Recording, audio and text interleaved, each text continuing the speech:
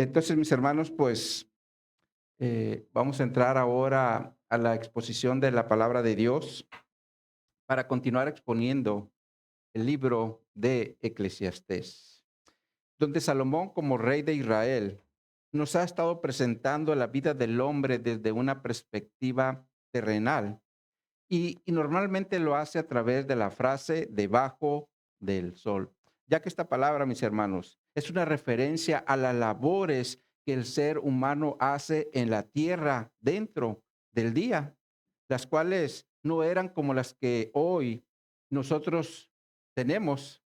Y esta variación es porque hoy en día nosotros dentro del área laboral sí tenemos turnos nocturnos.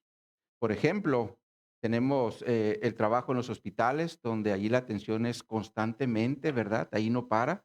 Ahí no podemos decir, voy a ser enfermo de las 6 de la mañana a las 3 de la tarde y al cambio de turno, pues me voy a mi casa para regresar al siguiente turno, ¿no? Allí es corrido, ¿verdad? Y la enfermedad no para, y más si es crónica, pues ahí estamos, hospitalizados, y ahí la atención tiene que ser continua, ¿no? Entonces, por eso la atención es mañana, tarde y noche. Y de hecho, también hay algunas empresas que también por su proceso tienen que ser constantemente, si también tienen los 3 turnos, y de hecho también tenemos empresas como las que tienen guardias de seguridad, y prácticamente es para estar trabajando en los turnos nocturnos, como pasa en muchos residenciales de nuestros días, ¿verdad? Pero también para dar atención a las empresas a través de los veladores. Sin embargo, mis hermanos, en tiempos del rey Salomón, no se podía laborar de noche, porque las bestias salían a buscar su alimento, como lo vemos expresado en el Salmo 104, en los versículos 20 al 23, donde dice, pones las tinieblas y es la noche, y en ella corretean todas las bestias de la selva. Los leoncillos rugen tras la presa y para buscar de Dios su comida. Sale el sol, se recogen y se echan en sus cuevas. Sale el hombre a su labor y a su labranza hasta la tarde. Este salmo nos expresa cómo era la labor del hombre en ese tiempo, ya que de día el hombre salía a su labor, a los campos, a atender los ganados, todo lo que se tenía que hacer. Pero una vez que se ponía el sol, todos se recogían porque los animales salían a buscar su alimento. Y si alguien salía de noche, eran expuestos a ser una de las presas de los depredadores. En este sentido, hace como aproximadamente unos 15 años, escuché el testimonio de una pareja que se fue con sus hijos pequeños a misionar a Indonesia y comenta que en una ocasión por la noche se quedaron sin agua y ahí estaba el niño llore, y llore y llore porque tenía sed, pero no podían salir afuera porque el río más cercano estaba como a 20 minutos o media hora. Y si alguien salía, podía ser una presa, ¿no? De hecho, dice que se oían los rugidos de los leones y las fieras, ¿verdad? Como cuando están los lobos o los coyotes ladrando, ¿verdad? Entonces todo el mundo se quedaba encerradito para no ser, pues, presa de algún depredador de estos, ¿no? Y de hecho cuentan que por las mañanas las mujeres desde muy temprano, en cuanto salía el sol, agarraban sus carros, se los ponían en la cabeza y se iban por las aguas, o se iban hacia el río para traer aguas a la aldea donde ellos estaban. Y entonces es claro que ellos no podían salir, así como lo expresa el Salmo 104, ya que los animales salen por su comida en las noches. Y de hecho, por ese motivo también, mis hermanos, sobre todo en los reinados, es que por eso se ponían murallas para tener protección tanto de los depredadores como también de los invasores, ¿no? Entonces es una protección que los reyes tomaban, ¿verdad? Para como esa protección es como cuando hoy, ¿qué hacemos en las casas? Las bardeamos, ¿verdad? Queremos dar una especie de protección y esa es la idea de poner bardas o para resguardar, en nuestro caso, nuestro hogar, y en este caso era el reino. Sin embargo, es claro que en tiempos de Salomón Las labores del ser humano eran solamente a plena luz del día y de allí la expresión debajo del sol. Y bajo este contexto, Salomón como rey en Israel, en los primeros 11 versículos del capítulo 2 que estamos estudiando, nos presenta que él vivió su vida bajo el hedonismo, lo cual se refiere a vivir una vida centrada en los placeres que este mundo nos ofrece. Y también bajo el narcisismo, la cual se refiere a los aires de superioridad sobre los demás. Después, en los versículos 12 al 16 que analizamos la semana pasada, Salomón nos habló de la sabiduría sobre la insensatez y también del destino tanto del sabio como del necio. Y el día de hoy, mis hermanos, estaremos dando conclusión al capítulo 2, donde Salomón nos estará presentando los siguientes dos puntos. En primer lugar, el aborrecimiento de la vida y del trabajo. Y en segundo lugar, nos va a hablar de lo que es bueno para el hombre. Así que teniendo esto en mente, les invito a abrir su Biblia en Eclesiastés, capítulo 2, para que demos lectura a los versos 17 hasta el 26. Eclesiastés 2, 17 hasta que termine el capítulo. Ya estamos ahí, mis hermanos. Dice aquí la palabra de Dios. Aborrecí por tanto la vida, porque la obra que se hace debajo del sol me era fastidiosa, por cuanto todo es vanidad y aflicción de espíritu. Asimismo aborrecí todo mi trabajo que había hecho debajo del sol, el cual tendré que dejar a otro que vendrá después de mí. Y quién sabe si será sabio o necio el que se enseñoreará de todo mi trabajo en que yo me afané y en que ocupé debajo del sol mi sabiduría. Esto también es vanidad. Volvió por tanto a desesperarse mi corazón acerca de todo el trabajo en que me afané y en que había ocupado debajo del sol mi sabiduría. Que el hombre trabaje con sabiduría y con ciencia y con rectitud, y que haya de dar su hacienda a hombre que nunca trabajó en ello. También esto es vanidad y mal grande. Porque, ¿qué tiene el hombre de todo su trabajo y de la fatiga de su corazón con que se afana debajo del sol? Porque porque todos sus días no son sino dolores y sus trabajos molestias, y aún de noche su corazón no reposa. Esto también es vanidad. No hay cosa mejor para el hombre, sino que coma y beba, y que su alma se alegre en su trabajo. También he visto que esto es la mano de Dios. Porque ¿quién comerá y quién se cuidará mejor que yo? Porque al hombre que le agrada a Dios, le da sabiduría, ciencia y gozo, mas al pecador da el trabajo de recoger y amontonar para darlo al que agrada a Dios. También esto es vanidad y aflicción de espíritu. El título que le hemos dado a esta enseñanza es Vanidad debajo del sol. Vanidad debajo del sol. Oremos.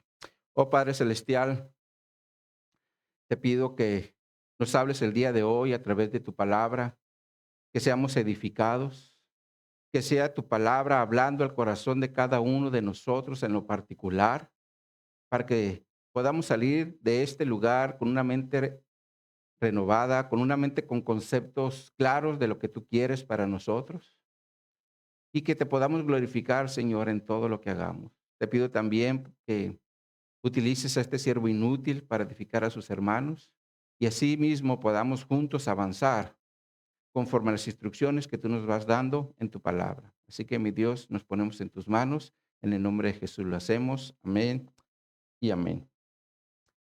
Salomón, mis hermanos, inicia esta sección de la Escritura diciendo aborrecí. Y esto nos expresa ya de entrada lo que había en el corazón de Salomón, ya que la palabra aborrecí tiene el sentido bíblico de algo que es desagradable al punto de odiarlo, como si fuera un enemigo.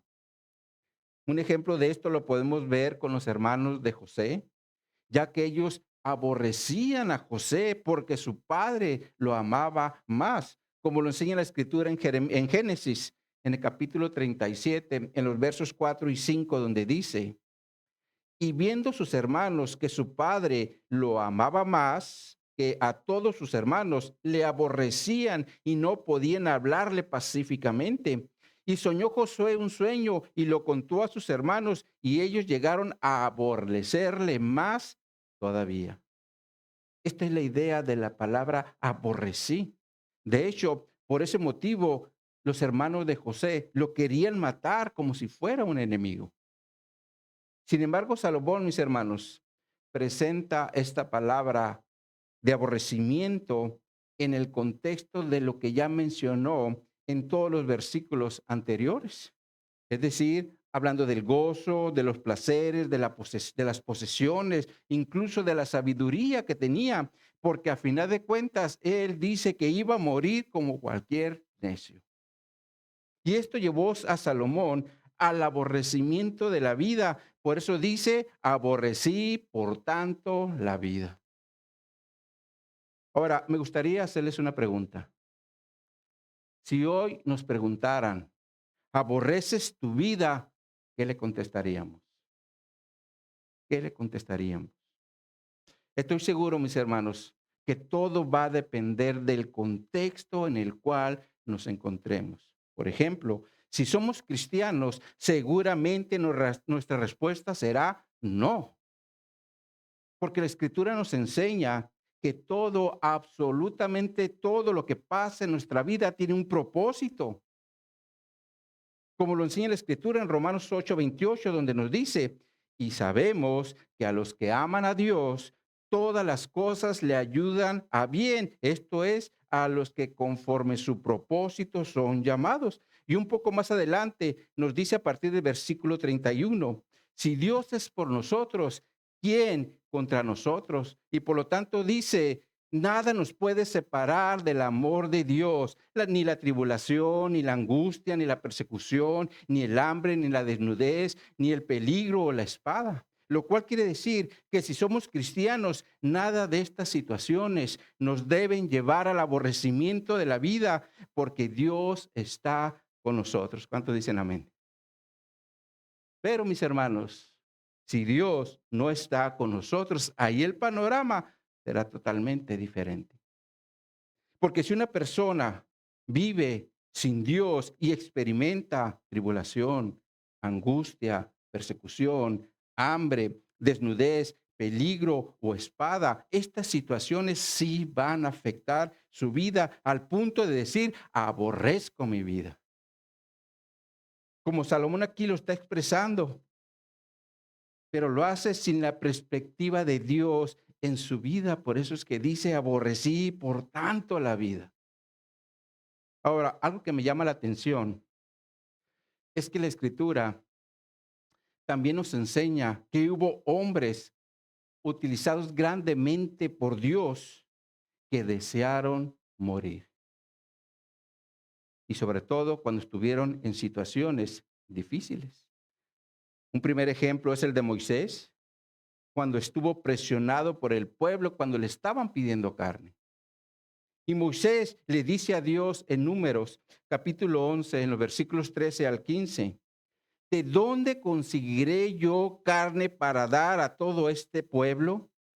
Porque llora a mí diciendo, danos carne que comamos. No puedo yo soportar a todo este pueblo que me es pesado en demasía. Y si así lo haces tú conmigo, yo te ruego que me des muerte, si he hallado gracia en tus ojos y que yo no vea mi mal. Otra versión dice, si vas a seguir tratándome así, mejor quítame la vida si es que de veras me estimas, si no tendré que verme en tantas dificultades. Es claro que Moisés en su angustia le dijo a Dios, quítame la vida. Ahora otro ejemplo fue el de Elías, cuando la esposa de Acab, llamada Jezabel, le manda decir con un mensajero que así como él le había dado muerte a los profetas de Baal cuando los degolló, así mismo lo iba a hacer con él. Y en relación a esto, dice la Escritura en Primera de Reyes, capítulo 19, en los versículos 3 y 4. Viendo pues el peligro, es decir, Elías, se levantó y se fue para salvar su vida y vino a Berseba, que está en Judá, y dejó allí a su criado. Y él se fue por el desierto un día de camino y vino y se sentó debajo de un enebro y deseando morirse, dijo: basta ya, oh Jehová, quítame la vida, pues no soy yo mejor que mis padres. Otro ejemplo fue el de Jonás, pero en este caso fue por un grande enojo al saber que Dios le daría perdón a los asirios, como lo enseña la Escritura en Jonás capítulo 4, en los primeros 3 versículos, donde dice: pero Jonás se apesadumbró en extremo y se enojó. Y oró a Jehová y dijo: ahora, oh Jehová, ¿no es esto lo que yo decía estando aún en mi tierra? Por eso me apresuré a huir a Tarsis, porque sabía yo que tú eres Dios clemente y piadoso, tardo en enojarte y de gran misericordia, y que te arrepientes de mal. Ahora pues, oh Jehová, te ruego me quites la vida, porque mejor me es la muerte que la vida. Estos 3 ejemplos, mis hermanos, nos muestran que el desear la muerte se daba dentro del pueblo de Israel. Sin embargo, algo que es importante aclarar aquí es que en ninguno de estos casos se dio en el contexto del suicidio, sino más bien en el contexto de que fuera Dios el que les quitara la vida, ya que Él es el dador tanto de la vida como de la muerte. Ahora, aunque Salomón, mis hermanos, no dice directamente que desea la muerte, sí lo hace indirectamente cuando dice: aborrecí por tanto la vida. Es como si estuviera diciendo: odio mi vida. Y cuando una persona odia su vida, fácilmente podrá desear la muerte, como desafortunadamente ha pasado con algunas personas que han llegado al suicidio. Sin embargo, mis hermanos, esto es porque Dios no es el que está dirigiendo su vida, sino sus emociones. Porque cuando Dios dirige la vida de una persona, nunca lo llevará a desear la muerte, sino la vida, para que obremos de acuerdo a sus propósitos. Y en relación a esto, Pablo le dice a los corintios, y por extensión nos lo dice a nosotros en Efesios capítulo 1, en los versículos 3 al 4. Veamos juntos esa escritura. Vayan a su Biblia, Efesios 1,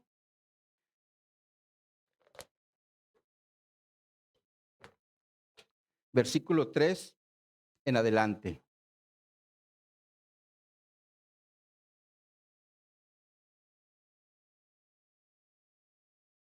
De hecho, vamos a leer hasta el 6. Dice aquí la palabra de Dios.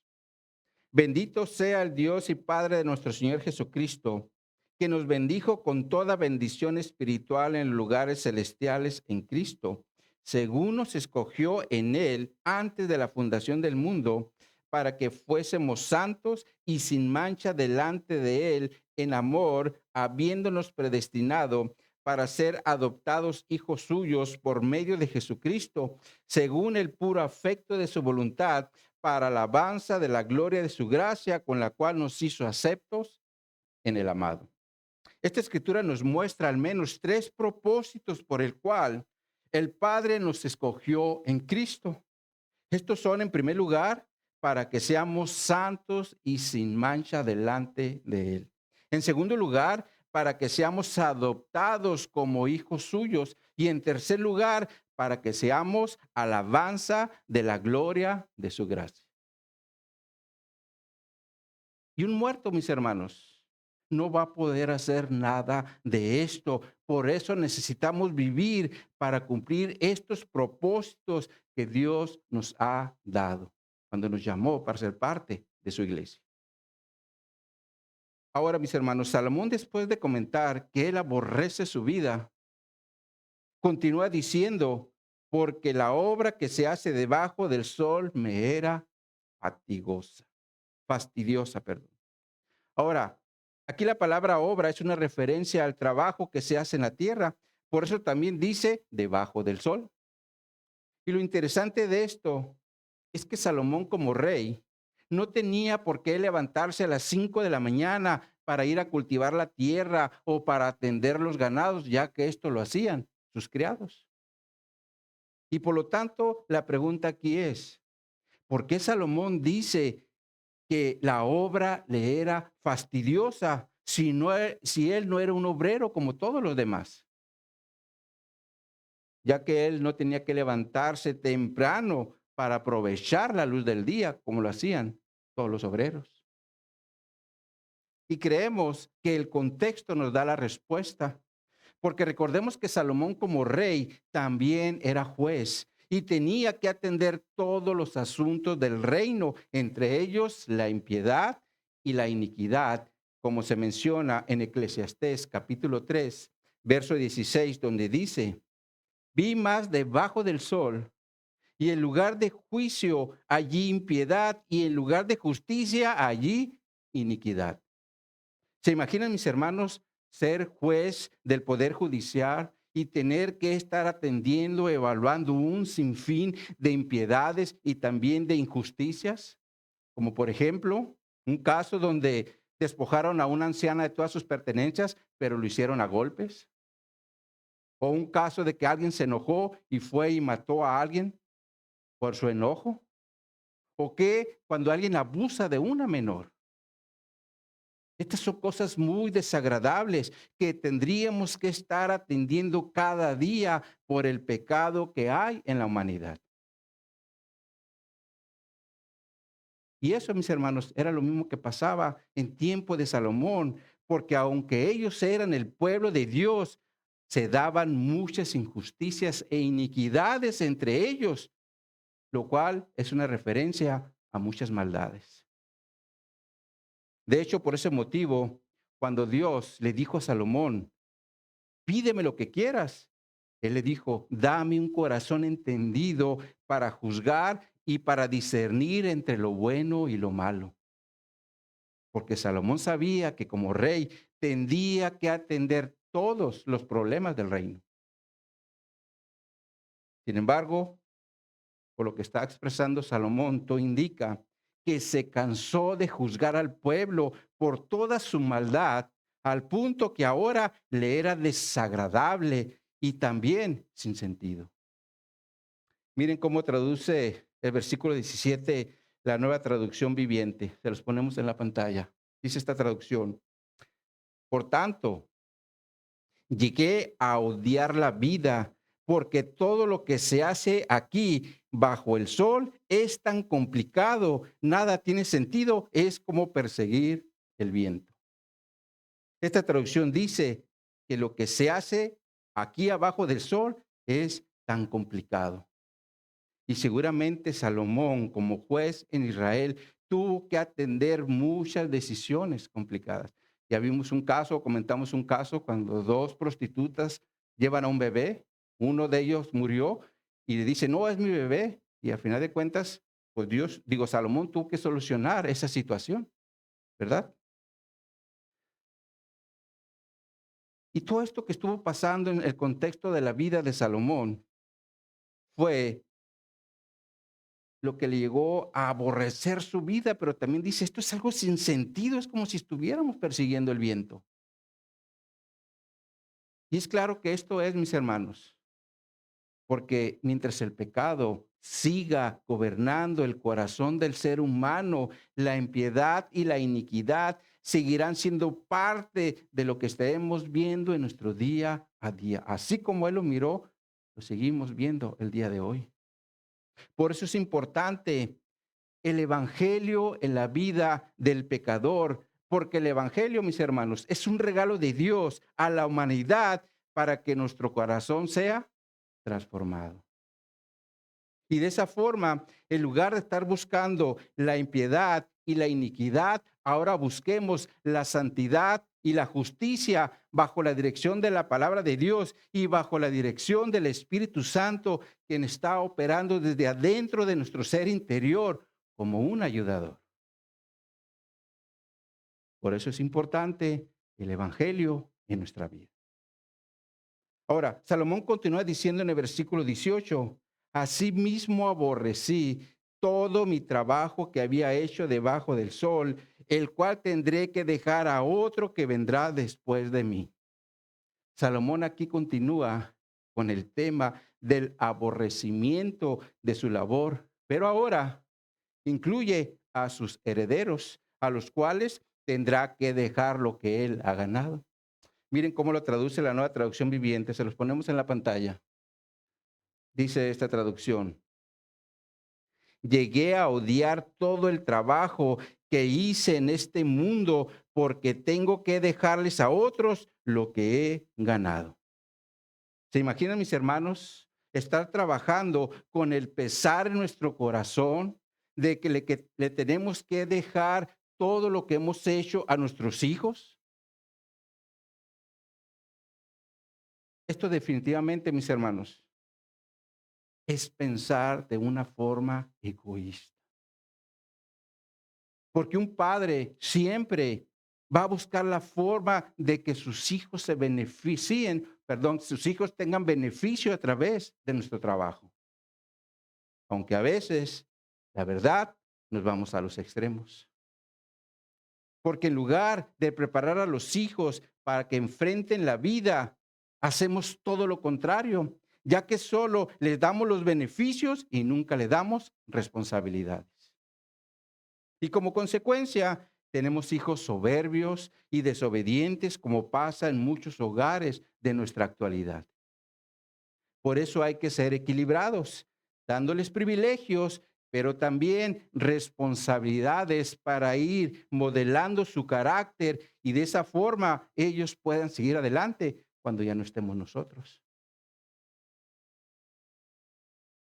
Sin embargo, por otro lado, es claro que la mejor herencia que un padre le puede dar a sus hijos es instruirlos en los caminos del evangelio, para que cuando el hijo tenga que tomar decisiones a su edad adulta, lo haga bajo la guía y dirección de la palabra de Dios y no bajo su corazón engañoso y perverso, el cual lo va a llevar a tomar malas decisiones, como por ejemplo, involucrarse en un negocio ilícito como la venta de drogas, involucrarse con una persona fuera del matrimonio, como pasa mucho en la actualidad, o incluso seguir el consejo de un amigo que le dice, sigue tu corazón, cuando sabemos, por lo que nos enseña la Escritura en Jeremías, el corazón es engañoso y perverso. Por eso es importante dejarle a los hijos como herencia el camino del evangelio, ya que es el mejor camino para su vida y de igual forma para que ellos se preparen para la otra, es decir, para la eternidad. Porque a final de cuentas, el dinero y las posiciones solo serán temporales, pero el camino del evangelio es hacia lo eterno y ahí es donde debe estar nuestra prioridad como padres. Porque cuando el evangelio, mis hermanos, no es parte de nuestra prioridad, nos vamos a enfocar solamente hacia lo material, hacia los bienes, incluso a pensar como Salomón, de sentir una carga, porque si los vamos ahora a dejar lo que yo hice a los hijos.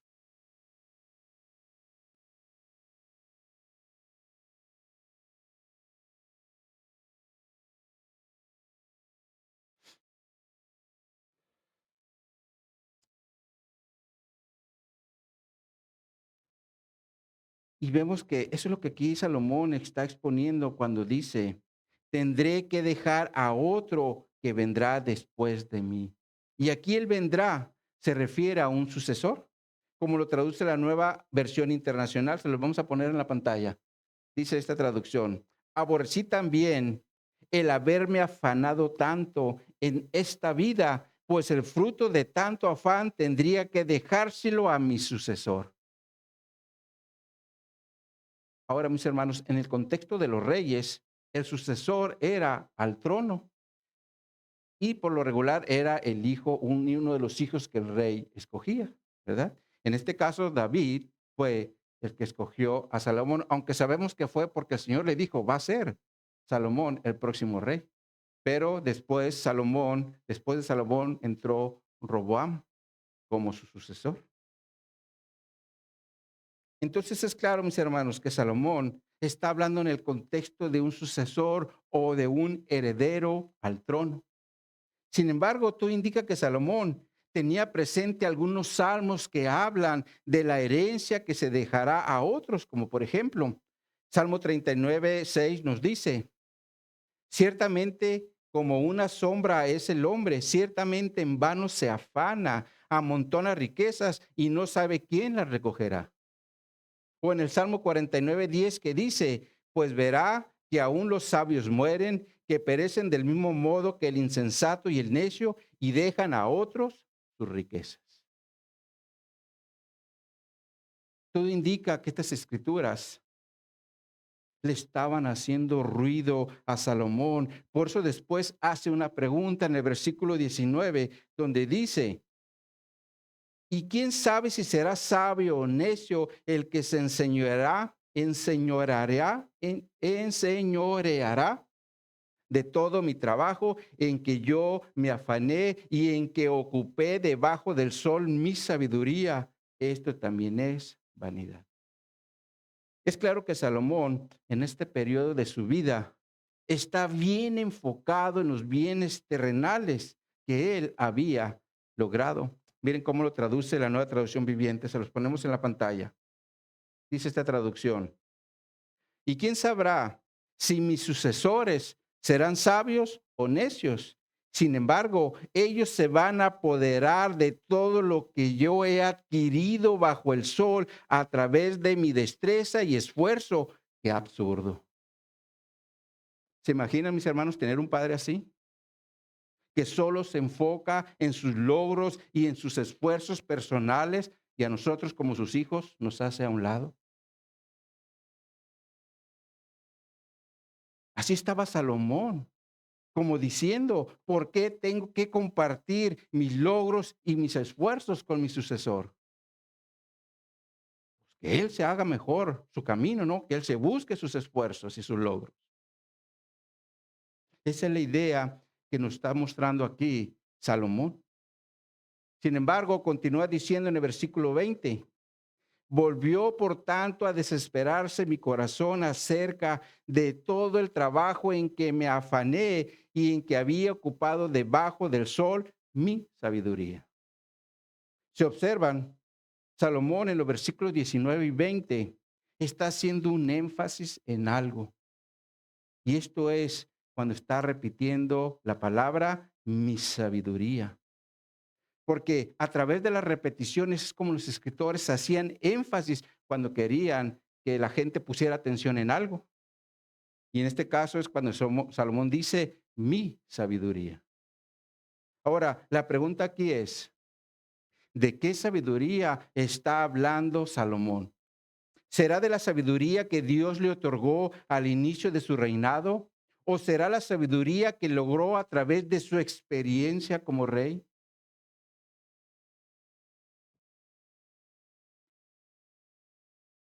Es claro, mis hermanos, que la sabiduría que ahora lo estaba gobernando no era la de Dios, porque para empezar, no tiene presente a Dios en sus hechos. Porque como vimos en el contexto, Salomón no se negó o no negó sus ojos a nada cosa que deseara. Todo lo que miraron y deseó, lo tomó. Y también dice que no apartó su corazón a los placeres. Y esto definitivamente, mis hermanos, no es operar bajo la sabiduría de Dios, sino bajo la sabiduría que menciona Santiago, la cual es terrenal, animal y diabólica. Porque Salomón, mis hermanos, así es como estaba operando.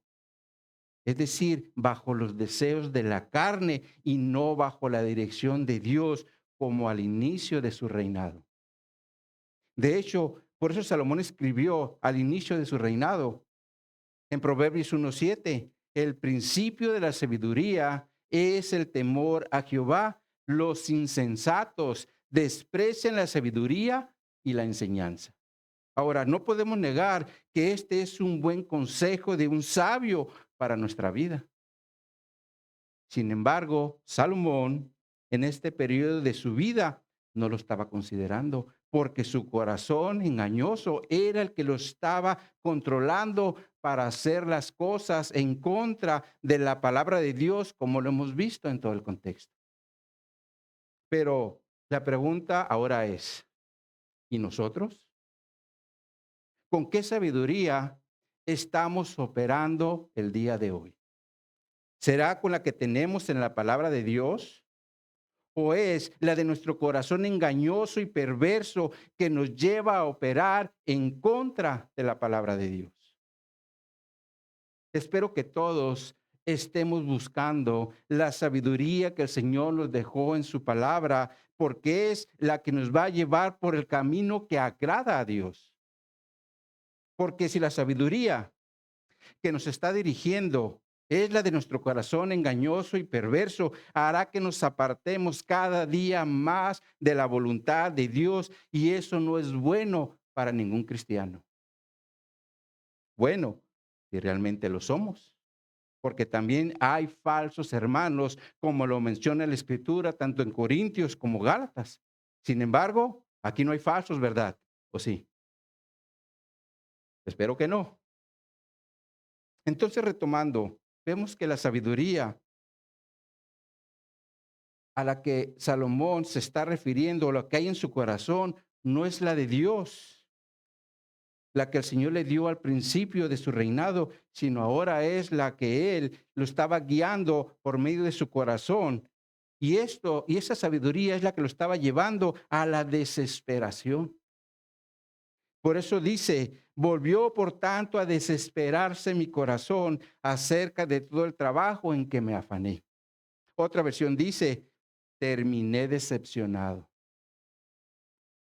Y bajo este contexto de decepción o desesperación, Salomón continúa diciendo en el versículo 21, que el hombre trabaje con sabiduría y con ciencia y con rectitud, y que haya de dar su hacienda a hombre que nunca trabajó en ello, también esto es vanidad y mal grande. Salomón aquí dice algo que es muy cierto. Porque hay personas que a través de su vida laboral han trabajado bajo estas tres cosas que Salomón menciona aquí, es decir, sabiduría, ciencia y rectitud. Como cuando un médico tiene que tomar una decisión para controlar el sangrado de un diabético que trae sus niveles bajos de azúcar. Porque cuando los niveles bajan mucho, la sangre es afectada. O cuando los niveles bajan mucho en su sangre, son afectados sus vasos sanguíneos, perdón, son afectados sus nervios y por lo tanto su coagulación. Motivo por el cual el sangrado de un diabético con niveles bajos de azúcar no se detiene de forma natural, es decir, por medio de la coagulación.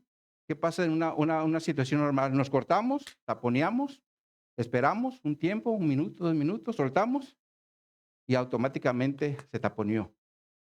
Pero cuando un diabético trae los niveles bajos, no lo para. Continúa, continúa, continúa, continúa. Y aquí es donde el médico tiene que actuar con sabiduría, ciencia y rectitud para que el paciente diabético no se desangre. Ahora, imaginemos, mis hermanos, que este médico pone una unidad médica y llega a ser una unidad muy conocida por su atención y profesionalidad que hay en la atención a sus pacientes. Sin embargo, cuando el médico llega a su vejez, es obvio que ya no va a poder seguir trabajando. Y es allí cuando tiene que considerar a quién le va a dejar el legado que construyó a través de su vida laboral. Pero imaginemos que este médico solo tiene un hijo, el cual nunca se preocupó por estudiar o prepararse para ser el sucesor de su padre. ¿Se imaginan qué estaría pasando por la mente de este médico al ver que su único hijo es un holgazán que solo se la pasa estirando la mano para pedir dinero? Seguramente estaría pensando, mi unidad médica se va a ir a la quiebra y se la dejo a él. Ahora, aquí estoy dando un supuesto, pero la realidad es que hay padres que solo se preocupan por tener éxito en sus labores y descuidan su responsabilidad como padres de dirigir e instruir a sus hijos para su futuro. Por eso la Escritura nos dice, sobre todo a los padres, en Proverbios 22:6, instruye al niño en su camino y aun cuando fuere viejo no se apartará de él. La pregunta es, como padres, ¿estamos instruyendo y preparando a nuestros hijos para que sean productivos en nuestra sociedad? Es una buena pregunta que nos debemos hacer como padres, porque los hijos crecen muy rápido y de igual forma nosotros envejecemos. Y si no nos ponemos las pilas como padres, cuando los hijos salgan de casa, ya no vamos a poder hacer nada. Por eso es importante darles atención y dirección mientras que estén en casa. Ahora sí, como dijo Jesús, el que tenga oídos para oír, oiga. Ahora, retomando a Salomón, vemos que tenía en mente un heredero que nunca trabajó, como el hijo del médico que acabo de mencionar. Por eso dice, haya de dejar su hacienda a hombre que nunca trabajó en ello. Ahora, aquí la palabra hacienda es la clave, ya que esta palabra se refiere a una herencia o a un fruto de una labor, como lo traduce la Nueva Traducción Viviente. Se lo vamos a poner en la pantalla. Dice esta traducción: algunas personas trabajan con sabiduría, conocimiento y destreza, pero luego tienen que dejar el fruto de su labor a alguien que no ha trabajado para conseguirlo. Eso tampoco tiene sentido, es una gran tragedia. Es claro que Salomón está hablando en el contexto del heredero que nunca trabajó y por lo tanto es una gran tragedia, como dice esta traducción. Ahora, como Salomón está mirando la vida laboral desde una perspectiva sin la dirección de Dios, hace una pregunta en el versículo 22, donde dice, ¿por qué? ¿Qué tiene el hombre de todo su trabajo y de la fatiga de su corazón con que se afana debajo del sol? Es como decir, ¿qué gana la gente trabajando tanto con su esfuerzo y preocupación? ¿Qué ganas con trabajar tanto con tu esfuerzo y preocupación? Ahora la respuesta está en el versículo 23, donde dice, porque todos sus días no son sino dolores y su trabajo molestias y aún de noche su corazón no reposa, esto también es vanidad. Es claro que cuando una persona trabaja sin la dirección de Dios y también sin las bendiciones de Dios, lo único que va a lograr de su trabajo será dolores y molestias, pero también falta de descanso, porque aún de noche su corazón no reposa, dice el texto. Ahora, un ejemplo de esto es como cuando una persona tiene una empresa y siempre vive angustiado al punto que ni siquiera duerme y por lo tanto termina lleno de enfermedades. Pero si lo vemos desde el lado contrario, es decir, bajo la dirección de Dios, será como se menciona en el versículo 24, donde dice, no hay cosa mejor para el hombre, sino que coma y beba y que su alma se alegre en su trabajo. También he visto que esto es de la mano de Dios. Es claro que aquí Salomón presenta un panorama totalmente contrario al del versículo 23, porque en este versículo 24 el hombre disfruta de su comida y de la bebida, pero también encuentra satisfacción en el trabajo. Por eso dice, su alma se alegre en el trabajo. Sin embargo, esto es, mis hermanos, porque la mano de Dios ahí está y por lo tanto es algo mejor para el hombre. Ahora, en este mismo sentido, Salomón dice en Eclesiastés capítulo 3, versículos 12 y 13, yo he conocido que no hay para ellos cosa mejor que alegrarse y hacer bien en su vida, y también que es don de Dios que todo hombre coma y beba y goce el bien de toda su labor. Es claro que cuando la mano de Dios está sobre nuestro trabajo, gozaremos de su fruto. Y bajo este mismo contexto, Salomón hace otra pregunta en el versículo 25, donde dice, ¿por qué? ¿Quién comerá y quién se cuidará mejor que yo? Ahora, aquí la Reina Valera presenta la pregunta como si Salomón estuviera hablando de él mismo, cuando dice, ¿y quién se cuidará mejor que yo? Pero si miramos el texto en otras traducciones, nos daremos cuenta de que la escritura no está hablando de Salomón, sino de Dios. Les ponemos en la pantalla la Nueva Biblia de las Américas. Dice esta traducción, ¿por qué?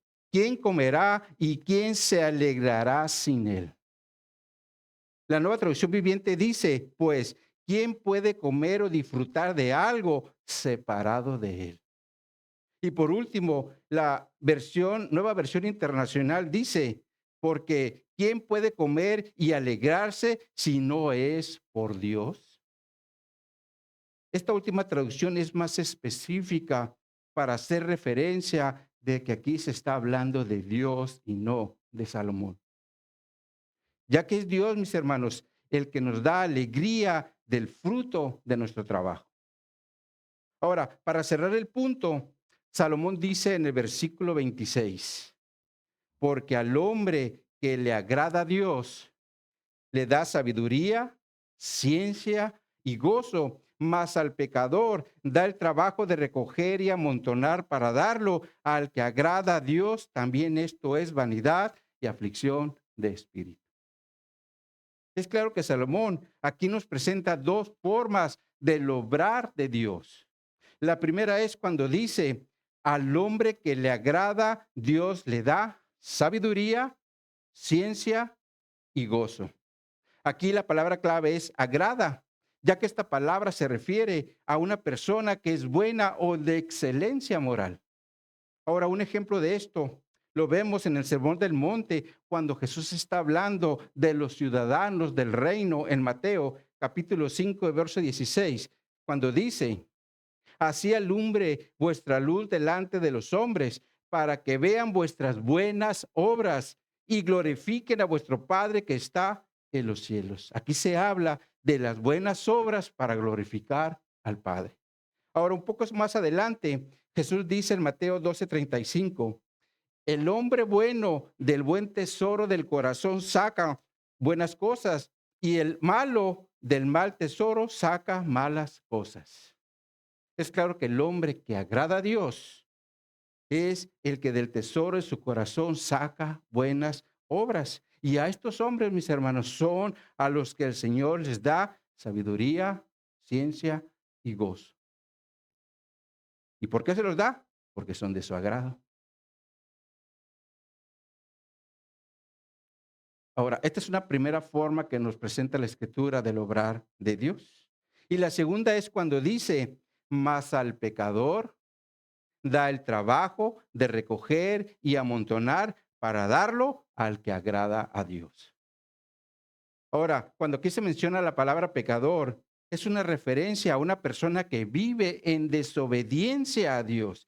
Y a estos son a los que Dios les da el trabajo de recoger y amontonar para darlo al que le agrada. La pregunta aquí es, ¿nosotros de qué lado estamos? ¿Del que agrada a Dios, glorificando a Dios con lo que hacemos? ¿O del pecador que vive en desobediencia a las instrucciones que el Señor nos dejó en su palabra? Miren cómo traduce la Nueva Traducción Viviente el versículo 26. Se los ponemos en la pantalla. Dice esta traducción: Dios da sabiduría, conocimiento y alegría a quienes son de su agrado. Pero si un pecador se enriquece, Dios le quita las riquezas y se las da a quienes lo agradan. Eso tampoco tiene sentido, es como perseguir el viento. Es claro que la mente de Salomón ese sentido que Dios haga esto, es decir, que le quite las riquezas a los que no son de su agrado para dárselas a los que sí lo son. Y obviamente esto es, mis hermanos, porque Salomón en este periodo de su vida está viviendo como un pecador y no está viviendo como alguien que agrada a Dios. Por ese motivo, nosotros como iglesia, mis hermanos, debemos buscar el agrado de Dios en todo momento para que su favor sea sobre nosotros y de igual forma nos gocemos del fruto de nuestro trabajo. Y no sea como dice la escritura, trabajemos, amontonamos y ¡pum! Se nos quita. ¿Qué pasa muchas veces que ahí estamos afanados, trabajando, terminamos enfermos y trabajamos para qué? Para dárselo al médico. Ahí se van todas las ganancias, se te son quitadas, ¿verdad? Por eso, obremos con sabiduría, con la sabiduría que nos da el Señor en su palabra, tanto del trabajo, para todo lo que se involucre en nuestra vida. Entonces, mis hermanos, como conclusión a lo que miramos el día de hoy, salgamos de este lugar teniendo presente los siguientes dos puntos. En primer lugar, si tenemos éxito en nuestro trabajo, cuidemos nuestro corazón para que no se enfoque solamente en los bienes materiales, ya que, con la mentalidad, pues es que se los tengo que dejar a mis hijos, a mis familiares como herencia. Que ese no sea nuestro objetivo. Mejor busquemos que la herencia, mis hermanos, que le vayamos a dejar a nuestros hijos o a nuestros familiares sea el evangelio, porque allí es donde está el poder de Dios para salvación y nunca va a estar en los bienes materiales. Pero también cuidemos que no sean los que gobiernen nuestro corazón. Y en segundo lugar, busquemos ser cristianos que agraden a Dios con todo lo que hagamos para que sus bendiciones sigan bajando en nuestra vida y podamos disfrutar de nuestro trabajo, como lo es la comida, la bebida y todo aquel que el Señor quiera seguir dándonos, incluso si se los quita a los que a Él no le agrada. Así que con esto estamos terminando el capítulo 2. Oremos. Oh mi Dios, ayúdanos, Señor, para que no estemos enfocados solamente en los bienes materiales, Señor, sino que busquemos los bienes espirituales, donde están los tesoros espirituales, aquellos que tenemos a través del Evangelio, Señor. Ayúdanos a ser cristianos, que busquemos agradarte, que busquemos hacer cosas que te den la honra y que te glorifiquen, Señor. Pero también, Padre, te pedimos que nos ayudes a ser un instrumento para nuestra familia no convertida, Señor. Que no dejemos de predicar el evangelio, no solo con nuestras palabras, sino también con nuestros hechos. Que ellos vean en nosotros esa verdad del evangelio, esa verdad que vino a transformar una vida de un pecador. Ayúdanos, Señor, a dar testimonio y que prediquemos con nuestros hechos, Señor. Y Padre, yo quiero terminar dándote gracias, primeramente por tu palabra, porque tu palabra nos instruye, nos dirige, nos dice por dónde sí debemos caminar y por dónde no debemos caminar. Te doy gracias por tu Espíritu Santo que está obrando dentro de nosotros, desde nuestro ser interior, para estarnos ayudando a comprender lo que tú nos dices en tu palabra y que cuando tengamos que tomar una decisión sea bajo ese consejo que ahí tenemos, Señor. Y por último, te doy gracias por tu iglesia, porque aquí es donde nos reunimos para alabarte, para glorificarte y también para que nos edifiquemos los unos a los otros, porque esto es parte de tu plan divino. Así que gracias, Señor, por todo esto que tenemos, por estas bendiciones y ayúdanos, Señor, a seguir adelante, entendiendo que lo importante es buscar tu agrado. No por el hecho de estar buscando hacer obras por obras, sino como lo hemos visto, obremos a través de aquellas obras que tú preparaste de antemano para que andemos en ellas, porque esas son las obras que a ti te agradan. Así que gracias por todo y lo hacemos en el precioso nombre de tu Hijo, nuestro Señor y Salvador Jesús. Amén y amén. Como hoy, mis hermanos, vamos ahora